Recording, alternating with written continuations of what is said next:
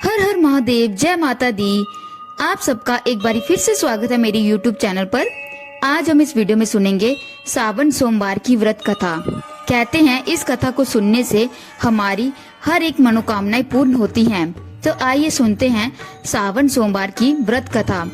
एक समय की बात है, किसी नगर में एक साहूकार रहता था। उसके घर में धन की कोई कमी नहीं थी, लेकिन उसकी कोई संतान नहीं थी। इस कारण वे दुखी था। पुत्र प्राप्ति के लिए वे प्रत्येक सोमवार व्रत रखता था और पूरी श्रद्धा के साथ शिव मंदिर जाकर भगवान शिव और पार्वती जी की पूजा करता था। उसकी भक्ति देखकर एक दिन माँ पार्वती प्रसन्न हो गई और भगवान शिव से उस साहूकार की मनोकामना पूर्ण करने का आग्रह किया। पार्वती जी की इच्छा सुनकर भगवान शिव ने कहा, हे पार्वती, इस संसार में हर प्राणी को उसके कर्मों का फल मिलता है और जिसके भाग्य में जो हो उसे भोगना ही पड़ता है। लेकिन पार्वती जी ने साहूकार की भक्ति का मान रखने के लिए उसकी मनोकामनाएं पूर्ण करने की इच्छा जताई।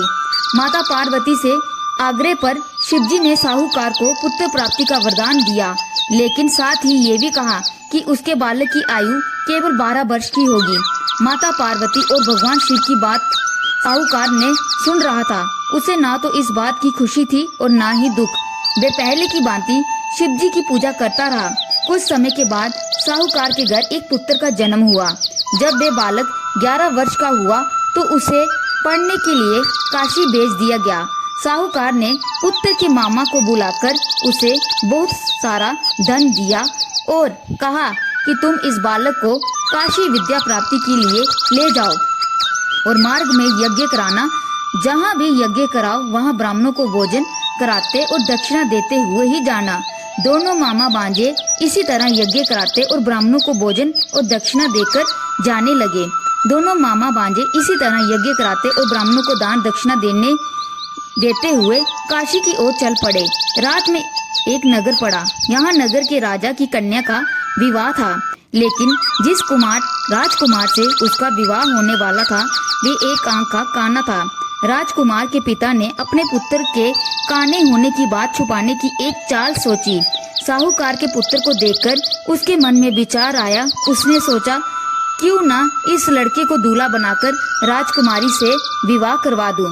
विवाह के बाद इसको धन देकर विदा कर दूंगा और राजकुमारी को अपने नगर ले जाऊंगा। लड़के को दूल्हे के वस्त्र पहनाकर राजकुमारी से विवाह करा दिया गया उस लड़के का।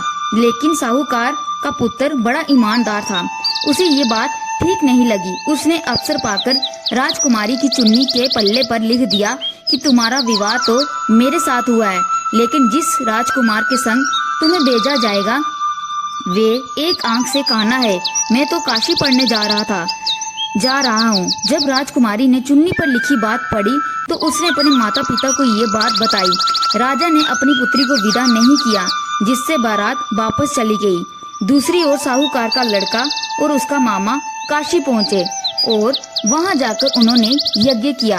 जिस दिन लड़के की आयु 12 वर्ष की हुई उस दिन यज्ञ रखा गया। लड़के ने अपने मामा से कहा कि मेरी तबीयत ठीक नहीं है।